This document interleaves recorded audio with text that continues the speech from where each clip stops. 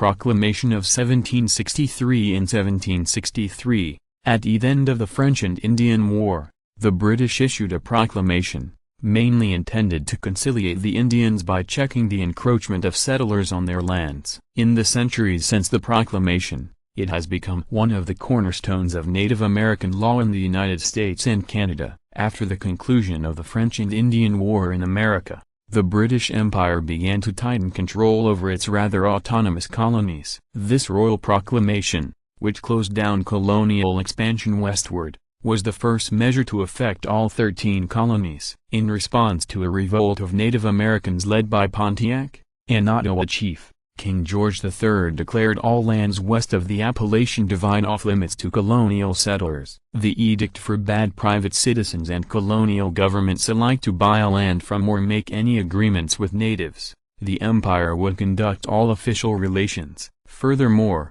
only licensed traders would be allowed to travel west or deal with Indians, theoretically protecting colonists from Indian rampages. The measure was also intended to shield Native Americans from increasingly frequent attacks by white settlers. Did you know? In the United States, the proclamation's legality ended with the American Revolution, but it remains part of Aboriginal land claims made by Canada's First Nation, Métis and Inuit peoples. Although the proclamation was introduced as temporary measure, its economic benefits for Britain prompted ministers to keep it until the eve of the Revolution. A desire for good farmland caused many colonists to defy the proclamation. Others merely resented the royal restrictions on trade and migration. The Reader's Companion to American History. Eric Foner and John A. Garrity, editors. Copyright 1991 by Houghton Mifflin Harcourt Publishing Company. All rights reserved.